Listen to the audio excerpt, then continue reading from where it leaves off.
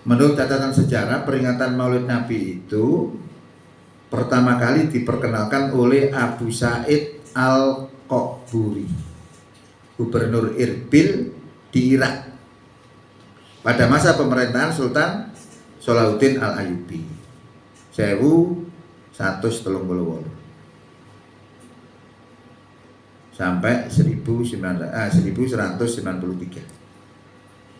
Di saat itu mulai ada peringatan Maulid Nabi.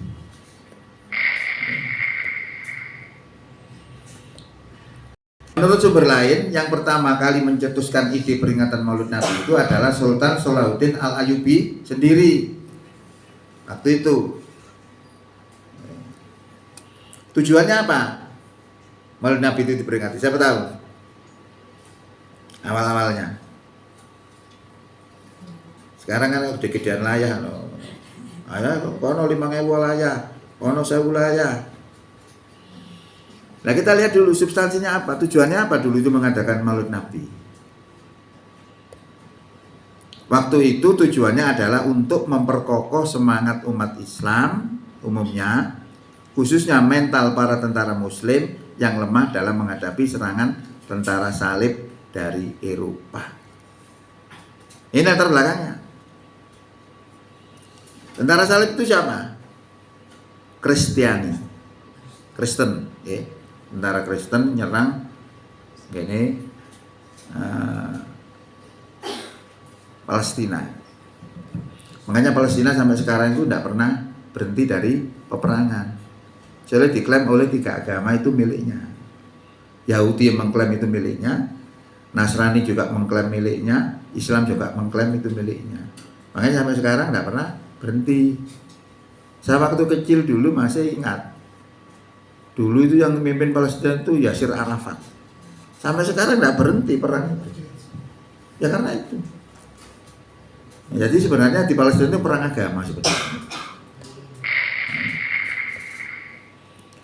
Yang ingin merebut tanah suci Yerusalem di tangan kaum muslimin. Nah ini asalnya di situ. Pendek kata, secara sosio-historis peringatan Maulid Nabi dilatar belakangi oleh di satu sisi perang salib yang dilancarkan oleh kaum kafir Kristiani yang ingin merebut kota Yerusalem pada di Palestina. Ini mas. Nah waktu itu umat Islam lemah. Terus diperingatilah Maulid Nabi, hari kelahiran Nabi. Bagaimana perjuangannya dia, semangatnya dia bagaimana. Sampai ketika ditawari supaya berhenti dari berdakwah, diberi takhta, diberi wanita, diberi apa saja ya. Nabi gak mengeng. Justru dia menjawab, seandainya kalau takkan matahari di tangan kananku dan bulan di tangan kiriku, saya tidak akan berhenti untuk berdakwah. Lalu bagaimana dengan yang mati-mati itu misalnya dalam perjuangannya? Allah mensupport. Wala taksabanna alladziina qutilu fi sabilillahi amwata bal ahyaun inda rabbihim yurzaqun. Jangan kamu mengira bahwa orang yang gugur di jalan Allah itu bahwa mereka itu mati. Bahkan mereka itu hidup dan mendapatkan rezeki. Maka jangan heran kalau ono masjid berang-berang tahun di pancet foto. Ya bisa juga seperti itu. Kan banyak ya mayat-mayat yang foto berapa tahun ada. Nah, orang-orang dalam perjalanannya menegakkan agama Allah itu lalu kemudian mendapatkan rintangan-rintangan, penderitaan-penderitaan itu banyak. Jadi mereka menderita itu dibully itu karena apa? Dia beriman. Nah, kalau dia saat itu lemah disupport oleh Allah. Am hasibatum an tadkhulul jannah walamma ya'tikum masalul ladzina khalau min qablikum masadhumul ba'sa wad-dharra'u wa zulzilu hatta yaqula ar-rasulu walladzina amanu ma'ahu mata nasrullah ala inna nasrullahi qarib. Apakah kamu mengira bahwa kamu akan masuk surga? Padahal belum datang kepadamu cobaan sebagaimana halnya orang-orang terdahulu sebelum kamu. Mereka ditimpa malapetaka dan kesengsaraan serta digoncangkan dengan bermacam-macam cobaan sehingga Rasul dan orang-orang beriman bersamanya mengatakan mata nasrullah, Kapan pertolongan Allah ini datang? Ala inna nasrallahi qarib, ketahuilah bahwa pertolongan Allah itu dekat. Ini support. Ternyata orang yang memperjuangkan agama itu selalu mendapatkan begitu, dan itu sunatullah sejak dulu juga sama. Akhirnya orang jadi kuat. Makanya kalau kita mengamalkan Quran itu masih orangnya beda, prinsipnya kuat.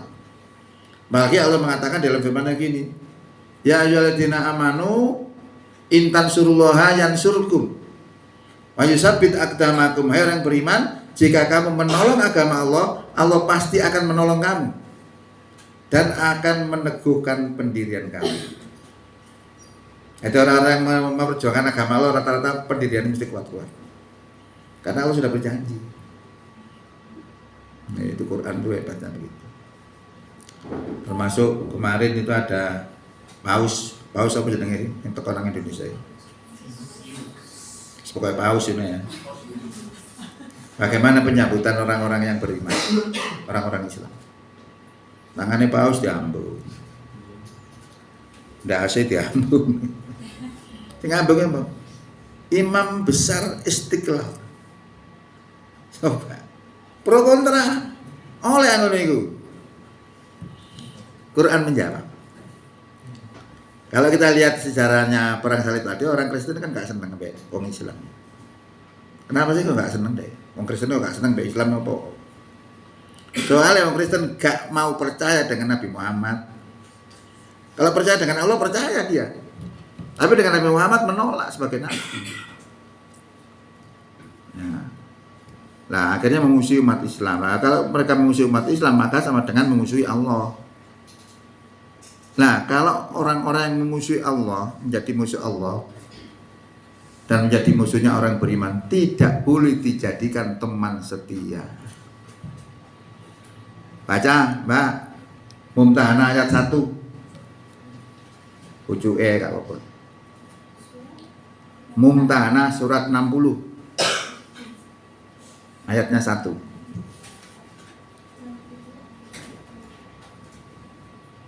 Wahai orang-orang yang beriman, janganlah kamu menjadikan musuhku dan musuhmu sebagai teman-teman setia. Oh, guys. Weh. Di sini berdoa itu, bawahnya itu hanya ada kecintaan dia dengan orang kafir. Artinya apa? Orang beriman itu tidak boleh menjadikan musuh-musuhnya Allah dan musuh-musuhnya orang kafir, musuhnya orang beriman menjadi teman setia, nggak boleh. Ya. Nah, kita sudah bisa menganalisa. Nek ngono wong mesti memperlakukan paus kaya ngono ya apa ya?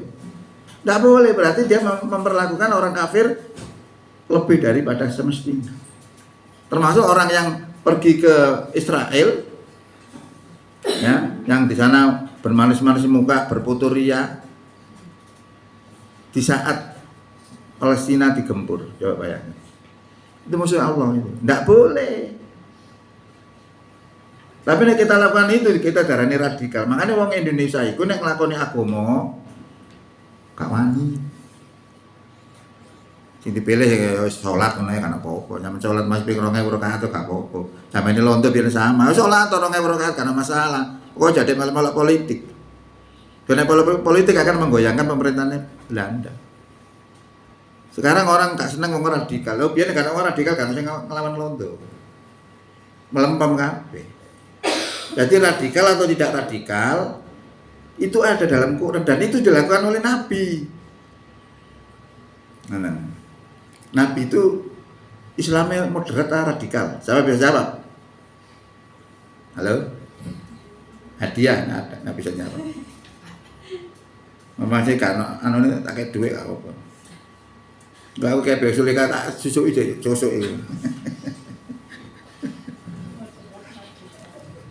Islamnya Nabi moderat atau radikal? Dua-duanya. Iya. Kok bisa? Buktinya apa? Ya, radikal tergantung ininya, apa namanya, konteks yang dihadapi. Kalau itu keras ya keras, kalau modernnya mungkin diterapkan di zaman apapun bisa, mungkin gitu. Iya Pak, api. Sungai biji misalnya oleh 6 di atas api. Nah, tunjukkan ayat-ayat yang keras nih. Nabi itu Islamnya kan mengacu Quran.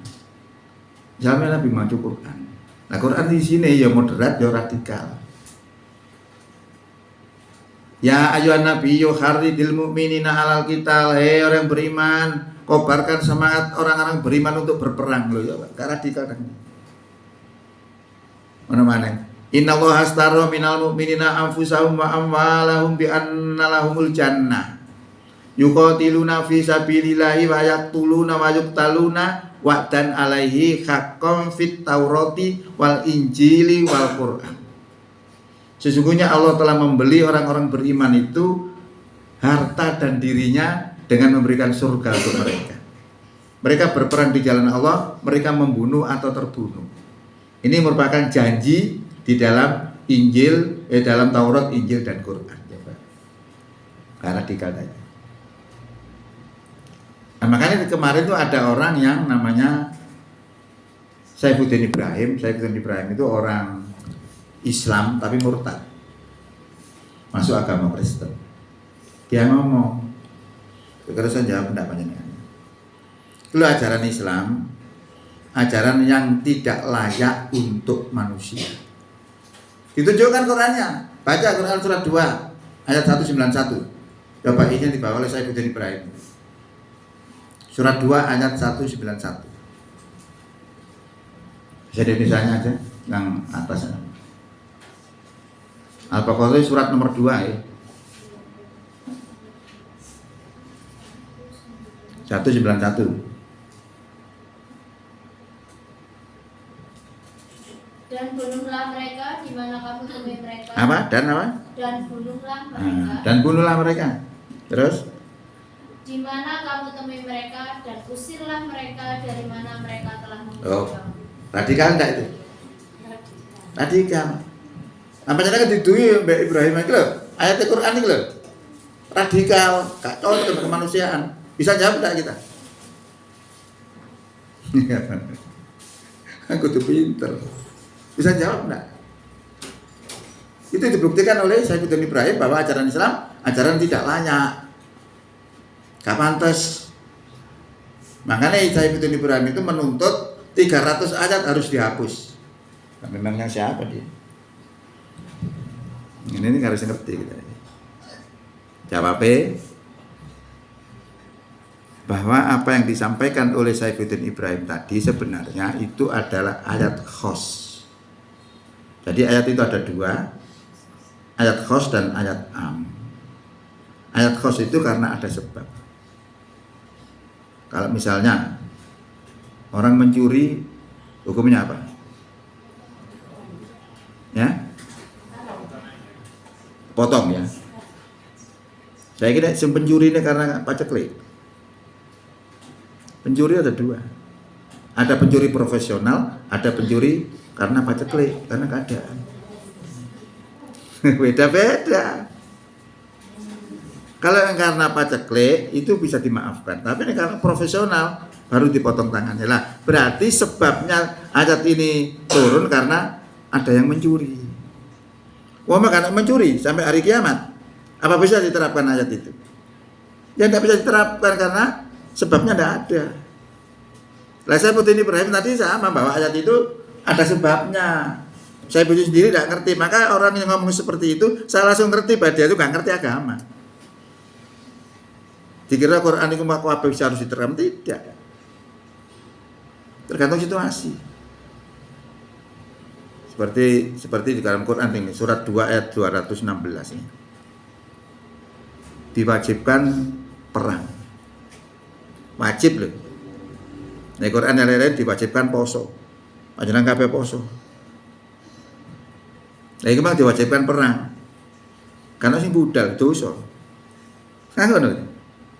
Apa seperti itu? Ternyata perang itu ada sebabnya. Sebabnya apa? Lalu sebabnya sudah memenuhi persyaratan baru dibolehkan perang. Kalau tidak memenuhi persyaratan tidak boleh. Nah, setelah memenuhi persyaratan pertama masih ada lagi jumlahnya. Jumlahnya piro?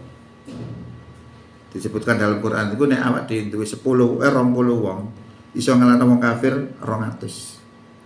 Berarti 1 dibanding 10. Tapi karena kualitas umat Islam rendah, diturunkan grade-nya oleh Allah menjadi 1:2. Nah, kalau kita punya 100 orang tidak bisa mengalahkan 1000, tapi cuma bisa mengalahkan 200 orang. Itu disebutkan semua. Nah, orang-orang yang melakukan kekerasan itu tidak memperhatikan itu. Makanya dia mengatasnamakan jihad fisabilillah, tapi kalah di tengah jalan. Banyak enggak seperti itu? Ya karena dia tidak mengerti. Nah, mereka menjadikan perang itu sebagai tujuan. Padahal aslinya perang itu sebagai alternatif, solusi mengatasi keadaan. Kalau tidak ada permasalahan, tidak ada perang itu. Kan begitu ya. Nah, ini pemahaman tentang Islam. Nah, jadi orang ngomong saya langsung ngerti, oh orang ini gak ngerti Islam. Lalu ada lagi kata-kata begini biasanya. Mengenai Islam berkuasa, bagaimana dengan agama-agama lain? Nah, kira-kira ya apa ini? Saya langsung ngerti orang ini gak ngerti agama. Karena agama dalam Islam itu la ikraha fiddin. Tidak ada paksaan dalam agama. Boleh kamu melakukan agama apa saja selain Islam, boleh. Asal satu, jangan memerangi iman, jangan memerangi orang Islam. Maka kafir itu juga ada dua, ada kafir zimmi, ada kafir harbi. Kafir zimmi itu kafir yang pasif, tidak mengganggu umat Islam. Ada kafir yang aktif, disebut kafir harbi, itu selalu membuat masalah kepada umat Islam. Itu yang boleh diperangi. Angel masalah Islam enggak gampang. Makanya selalu saya itu setengah pede dengan paham-paham ini karena saya selalu dibenturkan dengan masalah. Wis lancar tinggal substansi ini hilang. Di sisi lain, hati-hati karena perang salib ya. Di sisi lain lemahnya semangat jihad kaum muslim dalam melawan kaum kafir Kristiani. Ini latar belakangnya. Efeknya apa? Setelah dilakukan peringatan tadi, efeknya memang luar biasa. Dengan peringatan Maulid Nabi, Sultan Salahuddin Ayyubi saat itu mampu membangkitkan kembali kesadaran kaum muslim sekaligus semangat jihad yang mereka semangat jihad mereka dalam membela agama Allah ini, khususnya melawan kafir Kristiani dalam perang salib. Itu substansinya, membangkitkan semangat keislamannya, khususnya dalam hal melawan orang Kristiani dalam perang salib. Nah, saya kira-kira apa substansinya sekarang? Apa efeknya? Apa yang diperoleh dari memperingati Maulid Nabi? Bareng-bareng oleh syafaat gitu. Temenan oleh syafaat. Padahal Allah sudah mengatakan, kalau kamu kepingin dicintai Allah dan kepingin diampuni oleh Allah, syaratnya apa? Ikuti Nabi. Diperingati dengan layar 5.000 layar. Tapi hukumnya gak gelem gawe. Diinjak-injak. Milih sing masna masulah sawaruba. Milih sing oh iki wayo oleh loro telu. Milih sing kuliahane gak gelem. Nah, itu yang sering kita lihat itu. Apa artinya diperingati tapi kalau hukumnya Nabi diinjak-injak? Itu yang perlu kita pahami. Pergeseran tujuan dari sayang saat ini peringatan Maulid Nabi Sallallahu Alaihi Wasallam sudah jauh bergeser dari motif awalnya. Motif awalnya tadi apa? Menggerakkan semangat jihad tadi ini. Dan ini kalau sekarang ini secara umumnya Islam kita semakin kuat gitu loh. Keimanan kita semakin kuat. Saat ini peringatan Maulid Nabi yang diselenggarakan oleh kaum muslim telah terjebak dalam rutinitas tahunan dan terkungkung dalam acara seremonial belaka. Substansinya nggak ada. Mari berkata Nabi yo, metu yo paling blendes kata kayak jilbab. Endi jadi bohong mereka. Akibatnya apa? Efeknya pun kurang terasa. Bisa dikatakan peringatan Maulid Nabi Sallallahu Alaihi Wasallam saat ini gagal membangkitkan kembali kesadaran dan semangat keagamaan serta roh jihad kaum muslim. Gagal. Hanya ngono udah denolayak tok. Jadi bukan masalah layaknya sebenarnya. Sebagaimana yang pernah dicapai pada masa Sultan Salahuddin Al-Ayyubi beberapa abad yang lalu, tidak cocok, tidak bergeser. Omane kalau panjenengan lihat ngaji ini paling ngajinya apa sih? 10 menit itu dagelannya sak jam. Semeneng kok. Tidak dapat apa-apa. Nah, ada rasa takut dan tidak ada. Nah, gak dagel malah gak seneng. Seperti saya itu di desa saya kan mesti serius nih ngomong. Nah, orang sana itu senengannya itu dagelan. Orang jengkel. Wis pancet senengane semoco dibak tok ae. Masih yasinan sampai wapal sampai ngelontok gak ero karepe apa gak ngerti. Enggak pernah ngaji ngono. Ngaji maafalan Yasin wal Qur'anil Hakim innaka laminal mursalin ala siratim mustaqim tanzilal azizir rahim. Mas aku yo apal. Yo gak pada titik. Itu. Aku tetap bertahan. Saya tidak mau mengorbankan. Saya di situ Muhammad Yaijen. Enggak apa-apa. Saya tidak pernah takut saya. Jadi akibatnya efeknya pun kurang terasa. Sudah ini. Kita lanjut. Melihat kondisi saat ini substansinya sama dengan waktu pertama kali Maulid Nabi itu diadakan. Jadi kondisi saat ini sebetulnya tidak jauh berbeda dengan pada masa Sultan Salahuddin Al-Ayyubi. Kaum muslim sama-sama dihadapkan pada musuh yang sama, yakni kekufuran dan orang-orang kafir. Bedanya jika pada zaman Sultan Salahuddin Al-Ayyubi dulu umat Islam berhadapan langsung secara fisik melawan pasukan salib Kristiani, maka sekarang kaum muslim itu dihadapkan dengan musuh Islam yang ingin memadamkan cahaya agama Allah. Melihat kondisi negeri kita, ada upaya membangun opini bahwa Islam itu berbahaya. Nah, kita itu umat Islam itu terbesar saat dunia, Indonesia, mayoritas, tapi pengaruh politiknya nggak ada sama sekali. Mereka nggak punya takut, karena apa? Ruhul jihad kita sudah hilang. Kalau ruhul jihad kita sudah hilang, maka Allah dicabut itu, ketakutan orang kafir dicabut, kendel, Quran dijahit-jahit, karena hero-nya tidak ada.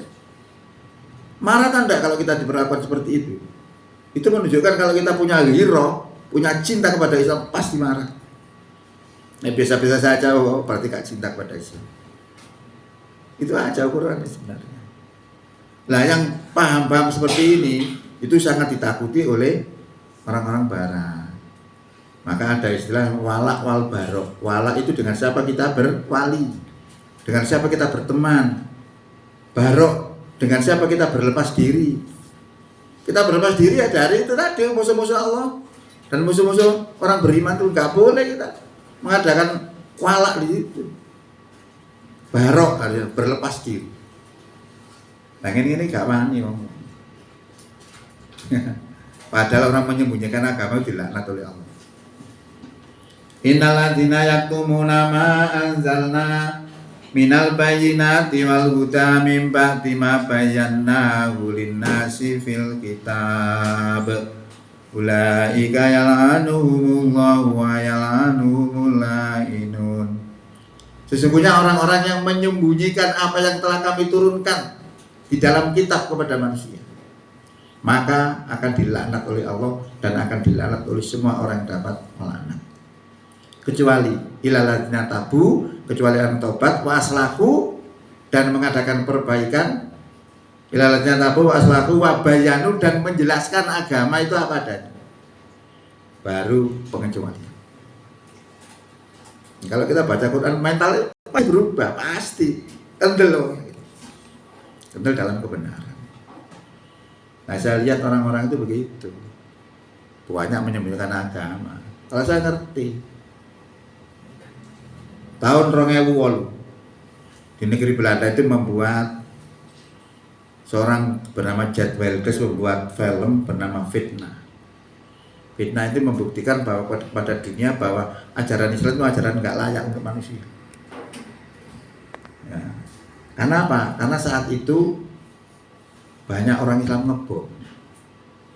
Saya langsung ngerti.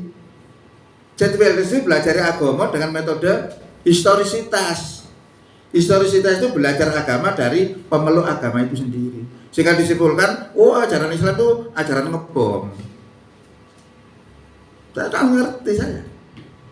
Karena mempelajari agama itu ada dua.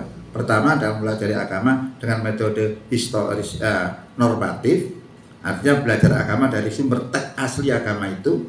Kalau belajar Islam berarti dari Quran dan As-Sunnah. Kalau belajar Kristen, belajarnya dari kitabnya. Belajar Hindu, belajarnya dari kitabnya. Jangan dari orangnya. Kalau dari orangnya cenderung bisa orang itu tidak taat. Sehingga kita simpulkan, wah agama Hindu itu begitu. Enggak. Harus dari kitabnya. Nah kalau kita mempelajari Islam dari kitabnya itu, maka akan menghasilkan satu akidah. Akidah itu berbicara masalah iman. Lalu syariah itu bicara masalah hubungan manusia dengan Allah, hubungan manusia dengan sesama manusia yang diatur oleh Islam. Nah kalau di Indonesia hubungan manusia dengan manusia ini tidak semua diterima. Yang diterima apa? Zakat, infak. Soalnya apa? Ada duit. Ya karena duit gak mau. Yang lain-lain yang dikafiri. Nah kalau dikafiri sebagian, diimani sebagian, ini diancam juga oleh Allah. Yang ini kan tak hafal, Quran tak hafal akhirnya menjadi warna saya. Hafal saya begitu. Gini, dipaidu oleh Allah. Afatu minuna bi ba'dil kitab. Watakfuruna bi ba'd. Apakah kamu beriman kepada sebagian kitab dan kafir kepada sebagian lainnya? Fama jazaa'u may yaf'alu dzalika minkum ila khizyun fil hayatid dunya wa yaumal qiyamati yuraduna ila asadil azab wa mallahu bighafilin amma ta'mal. Apakah kamu beriman kepada sebagian kitab dan kafir kepada sebagian lainnya? Tiadalah orang berbuat demikian di antara kamu kecuali kehinaan di dunia, dan pada hari kiamat kamu akan dikembalikan kepada seberat-beratnya siksa. Allah tidak lupa terhadap apa yang kamu kerjakan. Begini tak hafal nih. Saya itu masih 30 tahun yang lalu hafalan sama masih banyak. Itu tujuannya bisa tuntut dakwah kan. Masih dengar kepingin dakwah. Apalah prinsip. Iso ngomong dewi. Nah, apalane gak duwe apa ngomong. Angel. Nah, apalane duwe ngomong iso metu dewi nanti software-nya keluar sendiri. Masih gini kan juga di luar ini kan. Muncul dewi. Ternyata. Tuh pengaruhnya begitu. Jadi kalau kita bilang prinsip beragama itu apa? Satu, jangan menyembunyikan agama. Satu, jangan memilih-milih ayat. Kedua, tiga, jadikan Quran dan Sunnah sebagai dasar. Dasarnya apa? Zalikal kitabu la raiba fihi hudalil muttaqin. Itu kitab Quran, tidak ada keraguan di dalamnya. Hudalil muttaqin, petunjuk bagi orang yang takwa. Rasulullah mengatakan, taraktu fikum amroini ma in tamasaktum bihi malan tadilu abada, kitaballahi wa sunnata Rasulillah. Aku tinggalkan kepada kamu dua perkara, jika kamu berpegang pada keduanya, kamu tidak akan tersesat abadan selamanya. Indonesia menyebut bukan abadan tapi abadi. Sehingga para sahabat bertanya, apa itu Rasulullah? Dijawab oleh Rasulullah, yaitu kitaballahi wa sunnata Rasulillah. Yaitu kitab Allah dan sunnah Rasul. Begini harus mantap. Nah kita mantap akhirnya kita pede, berani ngomong, berani berdakwah. Soro, masih mau balik nih soro aslinya. Ngomongnya kayak kelakuan itu cocok. Ya gak cocok apa? Kaburo maktan indallahi antakulu malah tafalu. Gede bentuknya Allah, marah kamu sing ngomong gak iso nglakoni. Wah, betul lagi. Jadi kira ente. Makanya sampai kalau orang itu pun balik itu tadi kemudian gak punya prinsip, haram diwara halal, halal diwara haram, terus diikuti, itu termasuk musyrik. Wah itu keren-keren. Karena dagel-dagelan gak sembentuk, percaya saya. Karakter kita pancet. Tapi ada satu prinsip disampaikan, itu bisa merubah.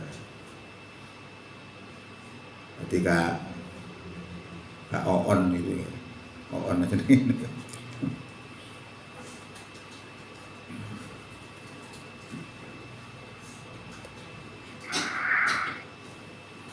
Saat ini umat Islam telah terlemahkan oleh usaha-usaha mereka. Ya. Jadi sekarang itu perang pemikiran. Bagaimana orang Islam itu gak wani nglakoni agama. Nglakoni sing biasa-biasa itu. Paham juga sama, paham di orang di Indonesia itu apa sih pahamnya? Islam itu pahamnya apa sih? Paham Islam itu orang Indonesia, syahadat, sholat, zakat, puasa, haji, selesai. Kalau enggak, di luar itu sudah bukan Islam. Makanya pilkada tidak ada dalam ajaran itu. Padahal Al-Quran itu ada. Nah gini-gini, apa namanya, aku pengen longit ya. Kasus cari dalam Quran. Ada kasus cari dalam Quran. Bisa ngomong sembarang. Sehingga umat Islam yang merupakan mayoritas negeri ini dan bahkan merupakan umat Islam terbesar di dunia, tapi tidak memiliki pengaruh politik sama sekali, karena diperangi dengan pemikiran. Kesadaran umat Islam dalam berpolitik sangat rendah. Anda nggak percaya ya? Saya ini ketua Muhammadiyah. Mau aku nyalon loh, ngomong tuh karena nyoblosan. Euro keislamannya nggak ada. Dia lebih memilih siapa? Yang ngasih uang. Walaupun mereka itu adalah orang-orang maksiat. Itu menunjukkan kesadaran politiknya tidak ada. Itu sudah saya buktikan, saya tes sudah. Nah kalau kita kembali percaya kepada Quran, Quran itu sudah membimbing kita bagaimana cara memilih orang yang memilih pemimpin itu, siapa yang dipilih. Ada semua. Justru kalau kita diberi uang tapi gak cocok ambek sing kriterianya Allah, wah berbahaya. Tenang ini Quran sing membahas masalah suap. Siapa tahu? Ada enggak? Halo? Bicara. Rono. Coba bacaan, Mbak. Surat 7 ayat 175 sampai 76. Itu tentang suap wong alim punya kemampuan kita dekat dengan Allah, doanya makbul karena tersandung suap hancur di hadapan Allah sehingga diperumpamakan seperti anjing. Coba bayangin. Tuh ini keren aku. Coba ini baca keras. Dan sekiranya kami menghendaki Bukan. Watlu alaihim naba allazi atainahu ayatina fansalakha minha. 175. Dan bacakanlah Muhammad kepada mereka berita orang yang telah kami berikan ayat-ayat kami kepadanya. Kemudian dia melepaskan diri dari ayat-ayat itu. Lalu dia diikuti oleh setan sampai dia tergoda. Maka jadilah dia orang yang termasuk orang yang tersesat. Bawahnya, lanjutkan. Dan sekiranya kami menghendaki, niscaya kami tinggikan derajatnya dengan ayat-ayat itu. Tetapi dia cenderung kepada dunia dan mengikuti keinginannya yang rendah. Maka perumpamaannya seperti anjing. Jika kamu menghalaunya, dijulurkan lidahnya, dan jika kamu membiarkannya, ia menjulurkan lidahnya juga. Demikianlah perumpamaan orang-orang yang mendustakan ayat-ayat kamu.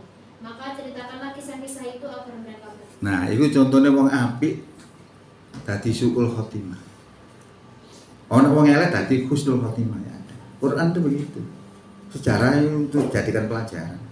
Itu kasusnya itu sebenarnya itu boleh dikatakan wali ya. Wali tapi profesor doktor. Karena kepincut karo suap ya. Nah, cerita-cerita yang lain karena dipengaruhi oleh istrinya juga. Istri mana lah Pak? Masa mau kayak gelem. Kira-kira ngono. Akhirnya katut wong itu memang akhirnya diterima tawaran suap itu tadi untuk memerangi Nabi Musa. Nah, Nabi Musa itu seorang nabi kok diperangi orang beriman ya gak cocok lah.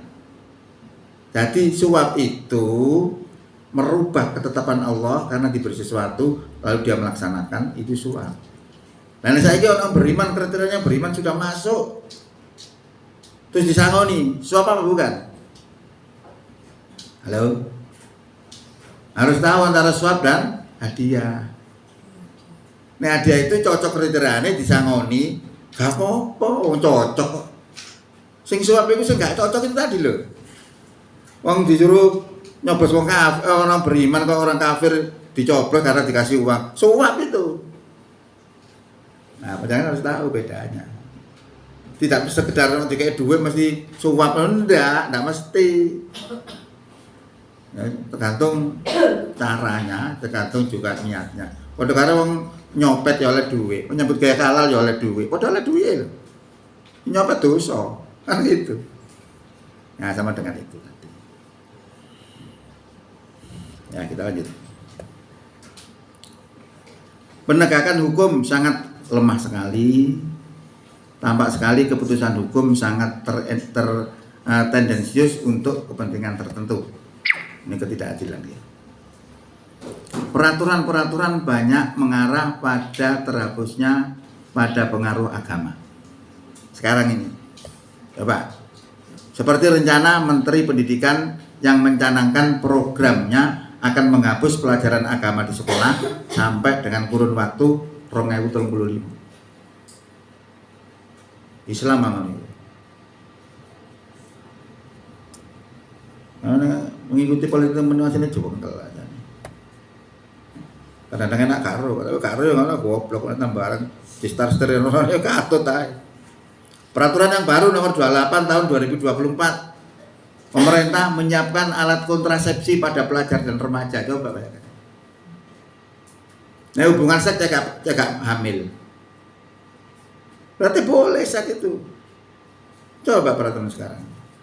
Maka kalau kita orang-orang yang Islamnya kuat gak jadi pimpinan jadi gini. Karena di dunia itu sekarang ini yang namanya gerakan Freemasonry. Gerakan Freemasonry itu adalah gerakan Yahudi internasional yang ingin mendirikan kuil Sulaiman. Itu merebut pos-pos penting di dunia ini. Di negara-negara, tidak di Indonesia saja, di seluruh dunia. Mengenai saya merebut pos penting, mau jadi menteri, mau jadi presiden, ini akan menggerakkan programnya. Ya, makanya dulu sama, zamannya Mas Piamboi, zamannya SBY dulu itu ada peristiwa juga serupa dengan sekarang ini. Banyak remaja-remaja kita yang hamil di luar nikah. Nah, solusinya kayak apa? Solusinya yang dilakukan Menteri Kesehatan itu adalah mengeluarkan kebijakan kondomisasi dalam mengatasi kehamilan di luar nikah. Ini artinya seks bebas boleh, pokok jangan sampai hamil. Kan itu mana? Karena yang pegang pos penting orang bukan orang beriman betul. Mungkin KTP-nya toh. Cuma bisa warga KTP ini ya. Gitu. Seperti peristiwa tuntutan Paskibraka dalam acara kemarin, upacara di IKN, tidak boleh memakai jilbab. Tetapi apakah pencopotan jilbab itu jadi dilaksanakan, saya kurang dapat informasi. Tapi saat itu ada, tidak boleh pakai jilbab. Jadi ada namanya apa ya? Pengaruh-pengaruh Islam itu dihilangkan. Yang terjadi. Makanya sebenarnya kalau orang itu ngerti politik, orang iman nyalok itu dibantu sebenarnya. Kalau kita kan enggak, karena kesadaran politiknya nggak ada. Pokoknya nggak ada duit, ikut tak coblos, padahal itu musuhnya Islam. Itu yang terjadi sekarang.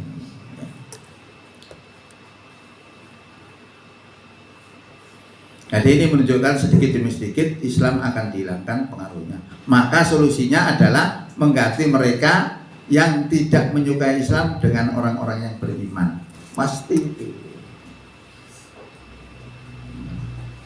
Saya itu beberapa hari yang lalu itu pernah didatangi tim sukses Berita. Berita sekarang. Saya bilang, saya mau dukung, asal jangan merusak Islam. Dan mohon perhatikan Muhammadiyah. Itu naik kelemur tak promosikan. Kalau enggak. Saya sangat gampang kan. Karena saya mau balik. Saya bisa ngomong di pengajian Aisyah, saya bisa ngomong di pengajian Muhammadiyah. Gampang sekali bagi saya itu. Ya. Yang terakhir juga mau minta bantuan Muhammadiyah tapi belum dilaksanakan. Mungkin dalam bulan ini atau akhir bulan ini. Tapi sayangnya kesadaran umat Islam terhadap masalah ini masih sangat rendah. Sebagai bukti, ketika orang yang memusuhi memenuhi syarat sebagai orang beriman dan mampu berpolitik memahami keadaan, tetapi dukungan kepadanya sangat minim sekali. Karena tidak punya duit. Anda nggak tahu sekarang yang jadi DPR itu bondo ini paling minim 1 miliar. ini itu Surat Jenawan itu 2 miliar. Sebalik ya duit. Bingung. Akhirnya jadi pimpinan yang begitu-begitu itu. Orang yang punya duit tapi komitmen kepada Islam belum tentu. Lah wong sing kuat-kuat gak gablek duit. Ana sing milih. Hasil bumi kita terkuras habis oleh orang-orang asing. Indonesia itu waduh luar biasa, kemari Palau Sinawi, tambang-tambang masih ada di mana-mana. Yang terakhir di Irian Barat itu sampai entek masih saya kira dadi apa nikel. Nikel itu luwe larang tau gak emas. Sing ngusungi wong asing. Karena dikendalikan oleh orang-orang asing. Prinsipnya presidennya kurang kuat. Dadi mpok tok, dadi presiden boneka gitu. Kita lihat penyerangan pemikiran. Jadi masalah pemikiran juga demikian, terjadi perang pemikiran. Mereka membuat opini seakan-akan Islam itu agama yang tidak cocok diterapkan di era sekarang. Kemudian mengajukan konsep-konsep pemikiran selain Islam, misalnya sekuler atau liberal dan lain sebagainya. Ini perang pemikiran.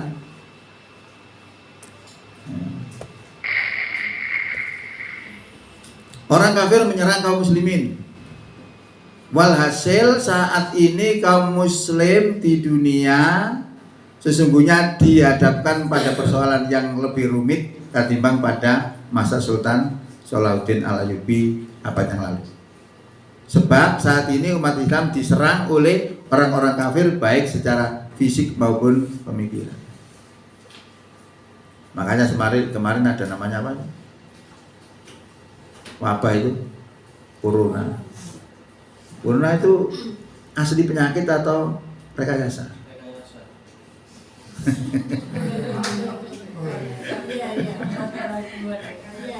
Sangat bisa. Sangat bisa. Maka saya ketika ke masjid, aku masjid itu kan masjid di atas 10 masjid saya itu putar terus ya. Ono sing salate nemplek, ono salate benggang. Nek salat benggang di badani masih nemplek mang. Oh, madhabe malah madhab WHO. Nah saya diam, tidak pernah komentar karena saya ngerti kalau orang itu memang menganggap bahwa corona itu adalah rekayasa, maka wajib melet. Kalau itu memang betul-betul adalah penyakit yang menular, maka wajib benggang.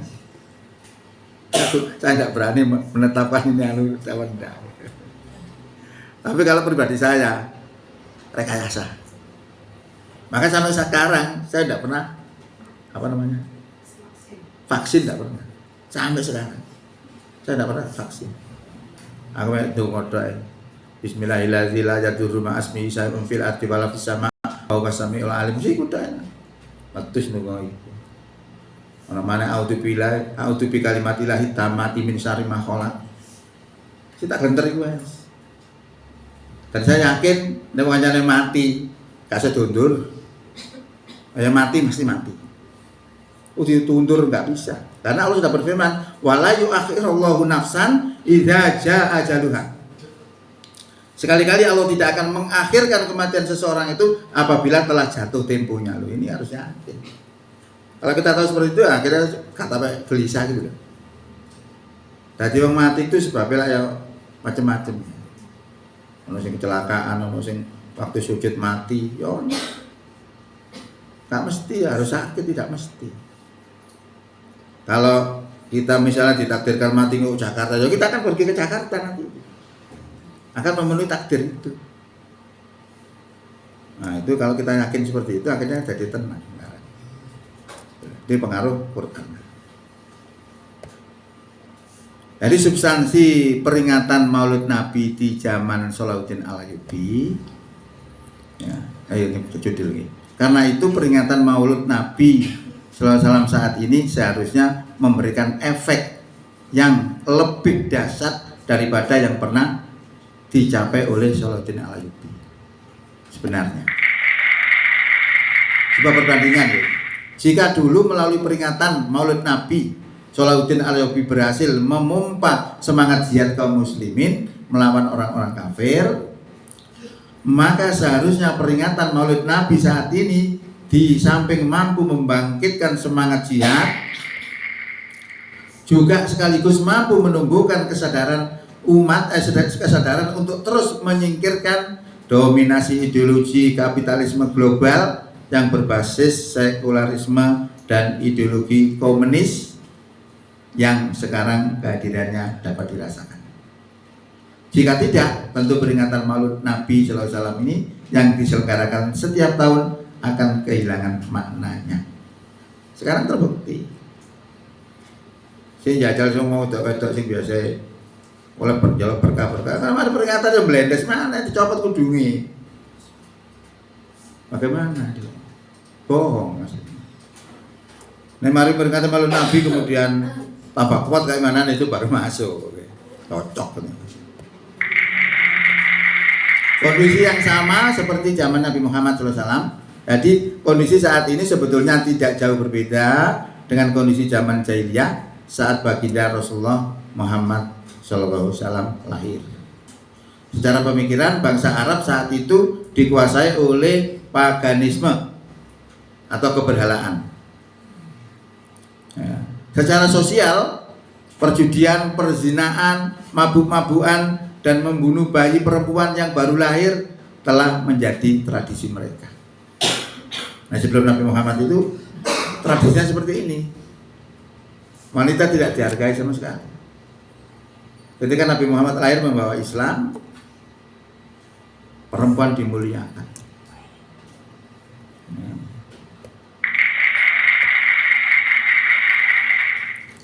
Kebanggaan akan suku atau asobiah juga selalu mewarnai kehidupan sosial mereka yang sering menjadi bibit perpecahan di antara mereka dan tidak jarang berujung pada saling bunuh satu sama lain. Asobiah itu kelompok golongan termasuk asobiah. Makanya dalam Islam itu ikatannya bukan asobiah. Apa ikatannya? Iman. Innamal mu'minuna ikhwatun. Sak temennya wong iman itu sedulur. Jadi ikatan persaudaraan diikat dengan dulur. Persaudaraan dalam Islam itu bagian satu batang tubuh. Kalau salah satu anggota disakiti, yang lain terasa sakit.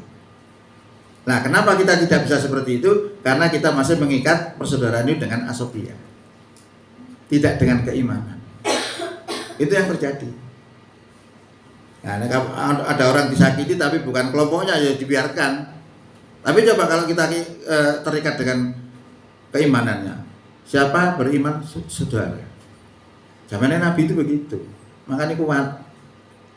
Kita di Indonesia memang dipecah-pecah. Oh, ono Islam radikal, ono Islam moderat, ono Islam Pancasila, ono Islam Nusantara, ono Islam macam-macam. Tujuannya supaya lemah. Hanya itu aja sebenarnya. Itu trik-trik mereka untuk melemahkan umat Islam. Lalu secara hukum yang berlaku saat itu adalah hukum jahiliyah yang lebih memihak kepada yang kuat. Di tengah-tengah kondisi inilah Muhammad Sallallahu Alaihi Wasallam lahir. Dengan kelahiran Muhammad Sallallahu Alaihi Wasallam itu kemudian menjadi Nabi dan Rasulullah dalam waktu yang relatif singkat, yaitu 20 tahun, 23 tahun. Masyarakat Arab jahiliyah itu dengan izin Allah ternyata berubah secara drastis. Mereka ternyata bisa bersatu di bawah panji-panji tauhid. Nah, mereka bersatu bukan karena faktor nasionalisme, tetapi karena faktor akidah. Di bawah panji-panji Islam yang memiliki prinsip ajaran yang universal. Nah, Bahkan mereka bersatu dalam satu wadah negara, yakni Daulah Islam di Madinah. Dengan itulah bangsa Arab yang tadinya jahiliyah dan berperadaban rendah berubah secara revolusioner menjadi bangsa yang maju dan berperadaban tinggi. Bahkan negara mereka, Daulah Islam yang belum lama berdiri, berhasil dalam waktu singkat meruntuhkan dominasi kekuasaan Persia dan Romawi, dua negara adidaya saat itu. Itu kekuatan Islam saat itu. Itulah sebetulnya makna terpenting dari memperingati kelahiran Nabi Muhammad SAW yang kemudian diangkat menjadi Nabi dan Rasul oleh Allah Subhanahu Wa Taala. Dengan penjelasan di atas, jelas sangat penting bagi kaum muslim untuk merefleksikan kembali makna hakiki dari kelahiran Maulud Nabi Muhammad SAW pada saat ini. Karena itu sudah tiba saatnya seluruh umat Islam dari berbagai aliran pemikiran, madhab, organisasi maupun harokah dakwah untuk menyatukan langkah, merapatkan barisan dan berjuang bersama-sama.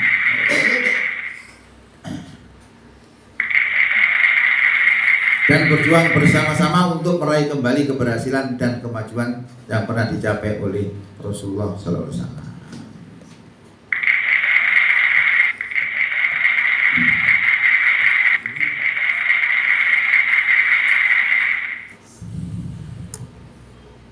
Oleh itu perbandingan antara Maulid zamannya Salahuddin Al-Ayyubi dibandingkan dengan Maulid sekarang. Ya. Nah sekarang banyak lihat sendiri apa hasilnya, substansinya apa. Kalau menerima ajaran Islam aja nggak mau. Jangan tak tes saya kira-kira gelem akun Islam full. Paling capek kawan. Itu. Makanya orang itu ditakut-takutin yang ngelakoni Islam itu wedi. Dimunculkan Islamofobia. Udan-udannya orang ngelakoni Islam ini. Nggak akan mengganti Pancasila, mesti begitu. Itu trik-trik mereka supaya nggak berani melakukan ajaran agamanya. Terutama yang terkait dengan hubungan manusia dengan manusia. Oh, ya ngomong. Jadi ini terakhir saya singkat ya. Kadek slide tenan isi.